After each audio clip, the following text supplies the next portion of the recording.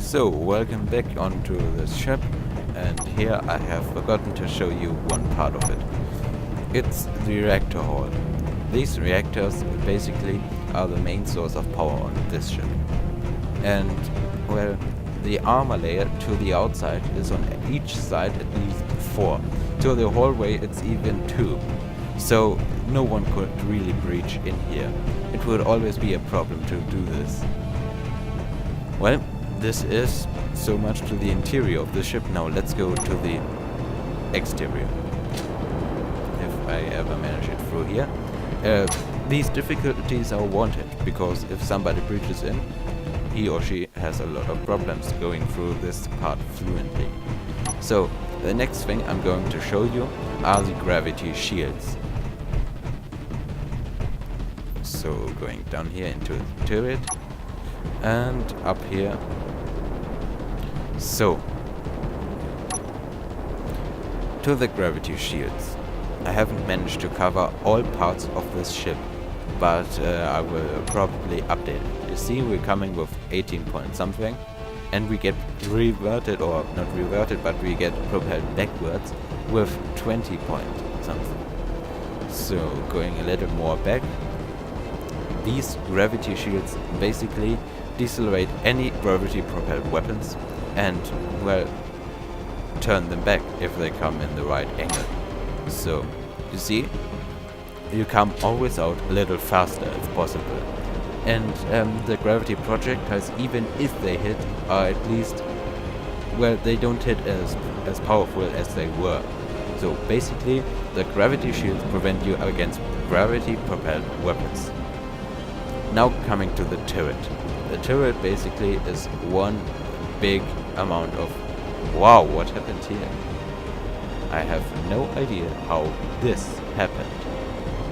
This should not have happened.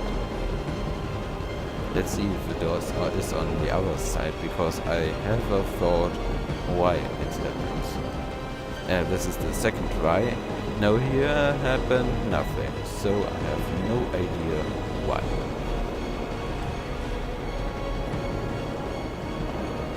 And I don't...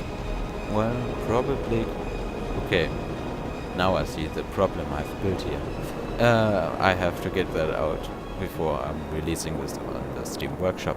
But basically, let's go inside the turret. So what we have to do is disable all connectors. And now, one last thing I forgot. We have to set the braking force of these motors to 0. Now we have full control over the turret. Upwards, downwards, absolutely no problem. You can see that there is simply a full motion on this. I just have to get rid of this thing down here, of these problems. But otherwise, this turret is almost perfect. It has so many firepower, it has its own defenses, and it can be simply refueled. Just getting out the missile. So, let's fire a few.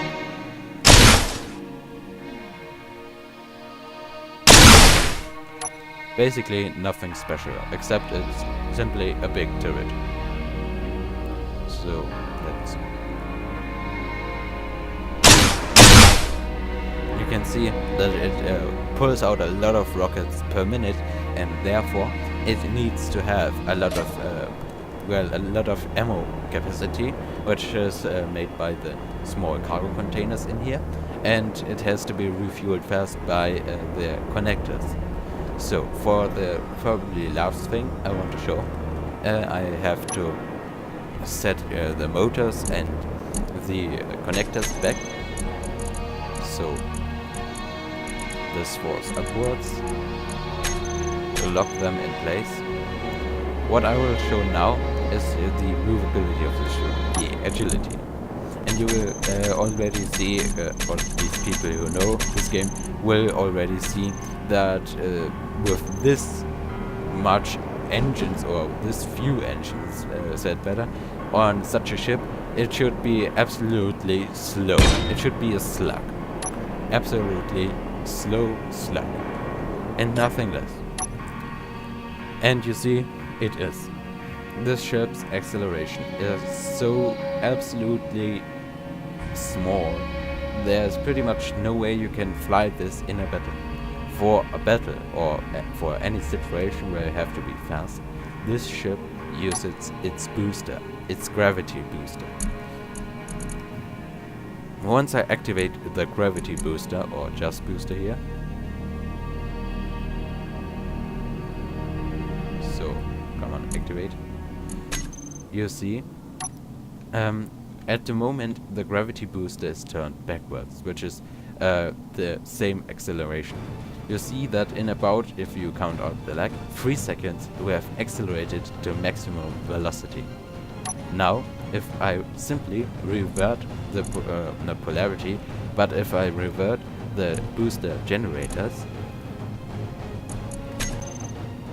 we have the same acceleration, or let's say the same deceleration, and after the same acceleration. So in about 3 seconds or so, and if you turn on the engines, in even less, you have the full amount of speed. This is the main source of speed for this ship. Now the gravity booster, if I'm able to do it like I want it, let's see, the gravity booster turn a little outwards, so you can basically drag ships with gravity cubes inside themselves with you.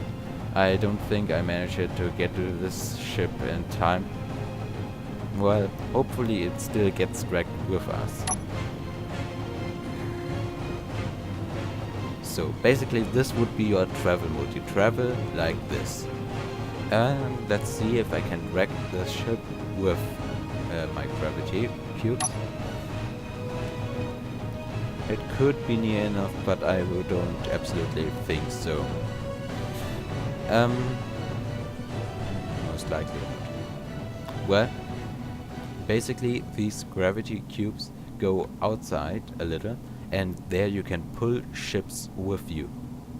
Let's see if it happens. The gravity generators are in the rear part of the ship. Doesn't seem like it. You're most certainly out of range. Well, let's just turn it off.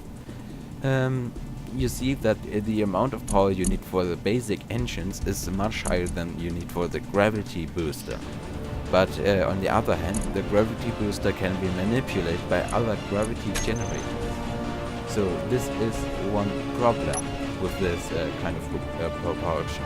So if you have the choice, use your main engines, but if you have to be fast, use your gravity boosters. Because nobody, even with a light fighter, will be able to catch you if you use the gravity booster. So, see you later, next time, because these were pretty much all the functions of